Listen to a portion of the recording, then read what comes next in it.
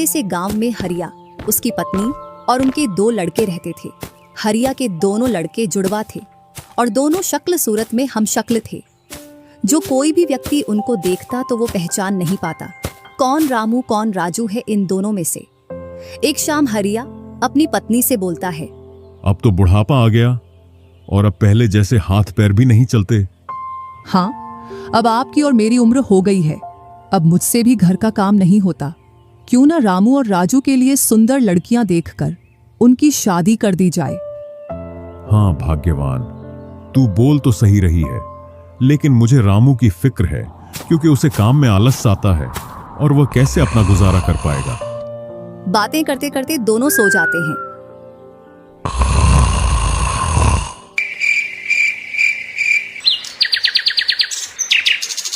और सुबह उठकर हरिया रामू राजू से बोलता है, तुम दोनों खेतों पर चले जाना और एक खेत को खोद आना जिसमें मैं आकर बीज बो दूंगा। और आज मैं अपने दोस्त से मिलने के लिए पास ही के गांव में जा रहा हूं। 2 दिन में लौट कर आऊंगा। हरिया तैयार होकर दूसरे गांव की ओर निकल जाता है और रामू राजू भी खेतों की ओर चल देते हैं। दोनों खेतों में जाकर काम करने लग जाते हैं। रामू ठहरा कामचोर, वह थोड़ी देर काम करने के बाद एक पेड़ की छांव में जाकर लेट जाता है। इधर राजू को सुबह से शाम हो जाती है और वह आधा खेत खोद देता है।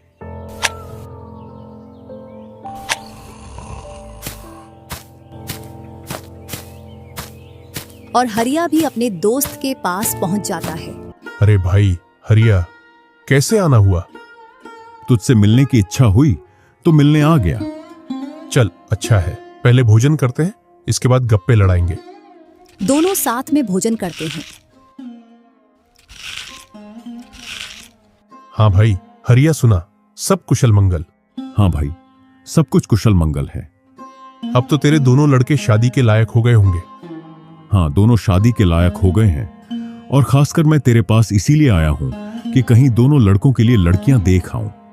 वैसे अपनी भी 2 बेटी हैं और दोनों खूब होशियार और चंचल है। अब दोनों की भी उम्र शादी के लायक हो गई है। अगर तुझे कोई एतराज ना हो तो क्यों ना इस दोस्ती को रिश्तेदारी में बदल दी जाए। इतना सुन हरिया बड़ा खुश होता है। जब वह दोनों लड़कियों को देखता है तो दोनों बहुत ही सुंदर थीं।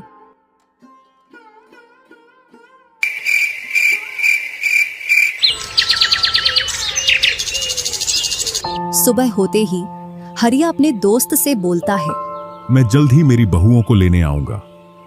इतना बोलकर हरिया अपने गांव की ओर चल देता है। इधर रामू और राजू भी अपने खेतों पर काम करने के लिए आ जाते हैं और रामू पेड़ की छांव में जाकर सो जाता है। इधर राजू अपने काम में लगा रहता है। शाम होने को आ जाती है और हरिया भी अपने खेतों के पास आ जाता है। रामू की आंख खुलती है तो हरिया उसको आता हुआ दिखता है, तो वह खेत में जाकर काम करने लग जाता है। चलो घर, अब शाम हो गई और खेत भी पूरा खुद गया है।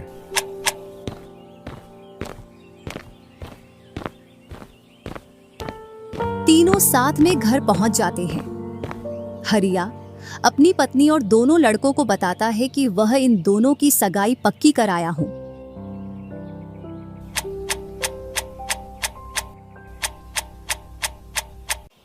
और वह कुछ दिन बाद दोनों का विवाह कर देता है। ऐसे ही कुछ वर्ष निकल जाते हैं।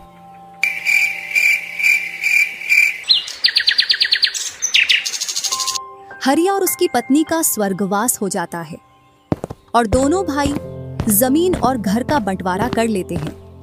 रामू अपने आलसी पने की वजह से खेतों में काम करने नहीं जाता और दिन भर घर में ही पड़ा रहता।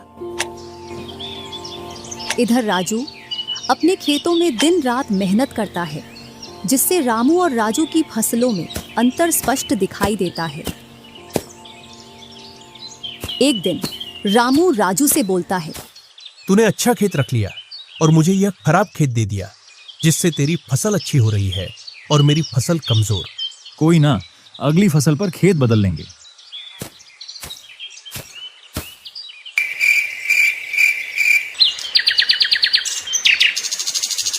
अगली फसल पर रामू राजू से खेत बदल लेता है और एक खेत ज्यादा ले लेता है। फिर भी राजू खुशी खुशी उसे खेत दे देता है। राजू के हिस्से में जो खेत थे उनमें फिर से वह दिन रात मेहनत करता। इधर रामू कभी काम करता तो कभी काम नहीं करता। रामू के पास बीज खरीदने के भी पैसे नहीं थे, तो वह पैसे लेने के लिए जमींदार के यहाँ चला जाता। जमींदार जी, कुछ पैसे उधार चाहिए थे, जिससे मैं अपने खेतों के लिए बीज ले आता और फसल आने पर मैं आपको पैसे लौटा देता। क्यों नहीं भैया, लेकिन आपको 2% ब्याज देना पड़ेगा। जी जमींदार जी, मैं ब्याज दे दूंगा। जमींदार रामू को पैसे दे देता है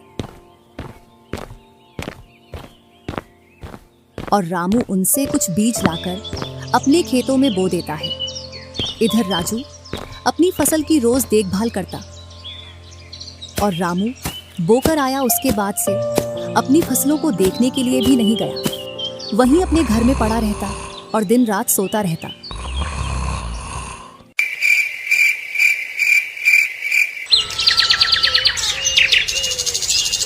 एक दिन जब फसल पकने का समय आया तो वह अपनी फसल देखने के लिए खेतों पर गया और फसल देखकर बोला, अरे इतनी कमजोर फसल! मैंने खेत बदल लिया, फिर भी लगता है मेरी ही किस्मत खराब है। जो भी जमीन में लेता हूँ उसमें अच्छी फसल होती ही नहीं है। ऐसे कहते हुए वह अपने घर आ जाता है और अपनी पत्नी से बोलता है, राजू की फसल तो अच्छी है, बस हमारी फसल ही कमजोर है। ऐसा कैसे हो सकता है? ऐसा तो होगा ही। दिन रात जो घर में पड़े रहते हो और खेतों में समय समय पर दवाई पानी नहीं दोगे तो फसल ऐसी कमजोर रहेगी। फिर बोलते हो किस्मत खराब है। किस्मत नहीं, मेहनत करनी पड़ती है। चल चल, मेरे को मत सिखा। अगर किस्मत ना हो तो कुछ भी नहीं होता। अगर मेहनत से कोई बड़ा बनता तो सबसे पहले गधा बड़ा बनता, क्योंकि उसके बराबर कोई मेहनत नहीं करता। और जो मजा जिंदगी में सोने में है वह मजा और किसी चीज में नहीं। बस इनको तो सुला दो, सोने के अलावा और कोई काम ही नहीं है।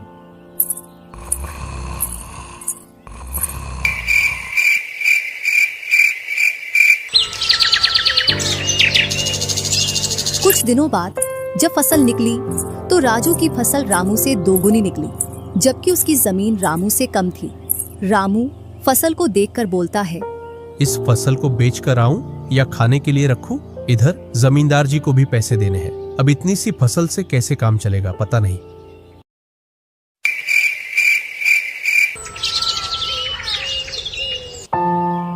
एक दोपहर रामू सो रहा था, तभी उसका गेट किसी ने खटखटाया।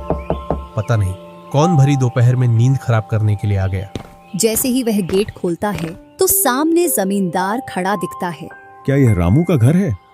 रामू ने सोचा, क्यों ना मैं इसे राजू के घर पहुंचा दूं। यह मुझे पहचान भी नहीं पाया।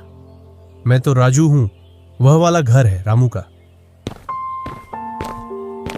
जमींदार सामने वाले घर पर जाकर गेट को खटखटाने लगता है। राजू गेट खोलता है और बोलता है, क्यों भाई, इतनी तेज गेट को क्यों खटखटा रहे हो? मैंने आपके रुपए लेकर खा लिए क्या? हाँ भैया रामू, तुमने मेरे जो पैसे लिए थे उन्हीं को लेने के लिए आया हूँ।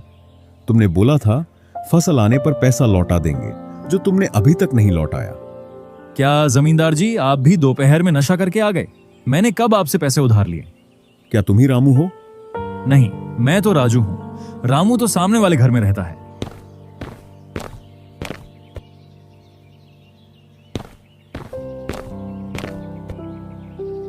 भरी दोपहरी में जमींदार का सर चकरा जाता है और वह अपने घर चला आता है और घर पहुंचकर मुनीम से बोलता है, ऐसा लगता है मुझे कि जो पैसे रामू के दिए थे वह पैसे अब लौट कर नहीं आने वाले। क्यों, ऐसा क्या हुआ जो पैसे वापस नहीं आ रहे हैं? रामू और उसका भाई दोनों हमशक्ल हैं और दोनों बोल रहे हैं कि रामू वह है, रामू वह है। और उन दोनों ने दोपहर भर मुझे इस घर से उसे घर दौड़ाया। जमींदार जी, पैसे निकालने की मेरे पास एक स्कीम है। बोलो कौन सी स्कीम है? मुनीम जमींदार जी के कान में पूरी स्कीम बताता है।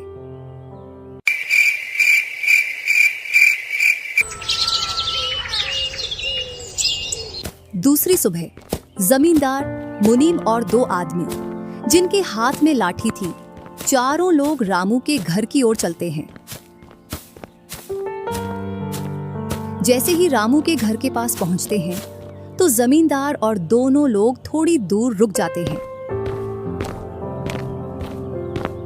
अरे रामू भैया, बाहर निकलो, मैं पास ही के गांव से आया हूँ। जरूर जमींदार होगा, मैं आज गेट खोलूंगा ही नहीं। मैं तुम्हारी ससुराल से आया हूँ। तुम्हारे ससुर साहब ने तुम्हारे लिए कुछ रुपए और कुछ आभूषण भेजे हैं, क्योंकि बुढ़ापे की वजह से उनसे यहाँ तक आने की नहीं बन पा रही थी, इस वजह से उन्होंने मुझे भेजा है। इतना सुन रामू के मन में लालच आ जाता है और वे फटाक से गेट खोल देता है। कहाँ है पैसे और धन? क्या तुम्हारा ही नाम रामू है? हाँ, मेरा ही नाम रामू है। कहाँ है धन? यही पास में रखा है, चलो दोनों उठा लाते हैं। वह मुनीम के साथ चल देता। थोड़ी दूर चलने के बाद मुनीम जमींदार जी को बुला लेता है। जमींदार और दोनों लोग रामू के पास आ जाते हैं। लाओ मेरे पैसे लौटाओ, ब्याज समेत। मैंने आपसे पैसे नहीं लिए। ये ऐसे नहीं मानेगा। अब तुम दोनों के हवाले करता हूं, तुम चाहे जैसे इससे पैसे निकालो। और दोनों आदमी रामू को लठ से मारते हैं। रामू चिल्लाता हुआ, अरे भाई रुको, अरे भाई रुको, मत मारो, अरे भाई रुको, मत मारो। इधर वह दोनों रामू में दे लठ लठ बरसा रहे थे। तभी राजू गेट खोलकर देखता है तो रामू पर कुछ लोग लठ से वार कर रहे थे। तो वह दौड़कर उनके पास आता है और बोलता है, अरे भाई रुको। इस रामू ने आज से 5 महीने पहले मुझसे पैसे लिए थे। जब लौटाने की बारी आई तो बहाने कर रहा था। कितने पैसे हैं? 2000। रुको मैं लाता हूँ।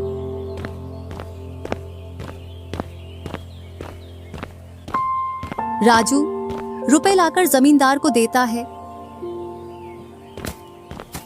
और जमींदार और उसके साथी वहां से चले जाते हैं।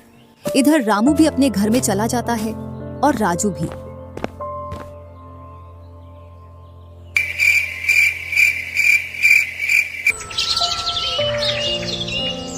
कुछ दिनों बाद दोनों भाई अपना अपना खेत खोदने के लिए खेतों पर पहुंच जाते हैं। इधर खेत खोदते खोदते राजू दौड़ते हुए रामू के पास आता है और बोलता है, देखो मुझे खेत में क्या मिला है। राजू के हाथ में हीरा देखकर रामू के मन में लालच आ जाता है और वह मन ही मन सोचता है, इसके खेत में तो और भी हीरा हो सकते हैं।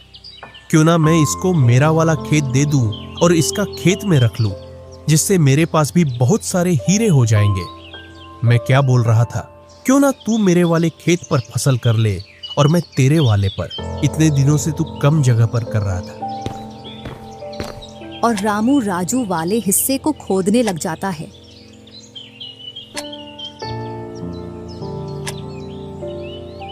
शाम तक पूरे खेत को खोद देता है, लेकिन उसे उसमें कुछ भी नहीं मिलता और थका हारा घर पहुंच जाता है।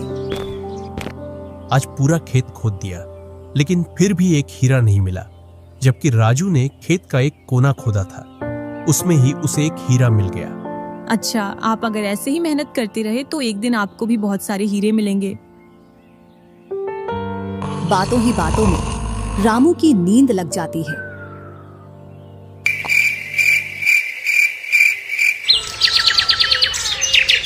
और जब सुबह होती है तब वह बोलता है, आज जैसी नींद मुझे कभी नहीं आई।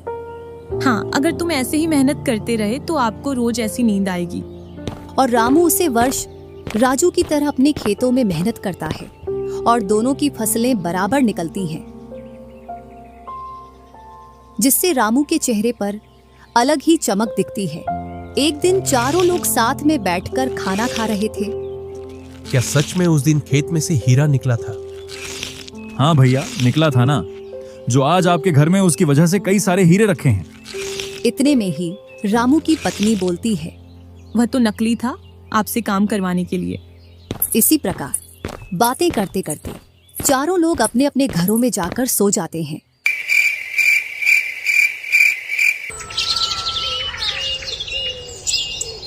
सुबह होते ही तुम दोनों को राजा साहब ने राजमहल बुलाया है। वह दोनों भाई सेनापति के साथ चल देते हैं। अब पता नहीं कौन सी आपदा आ गई।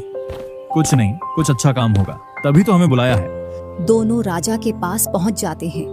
हमने सुना है इस वर्ष तुम्हारी फसल सबसे अच्छी निकली है और आपने इस बार सबसे ज्यादा राजकोष में कर दिया है। इसी का आप दोनों को इनाम दिया जाता है। दोनों भाइयों को आपके गांव में इनाम के रूप में दुगनी जमीन दी जाती है।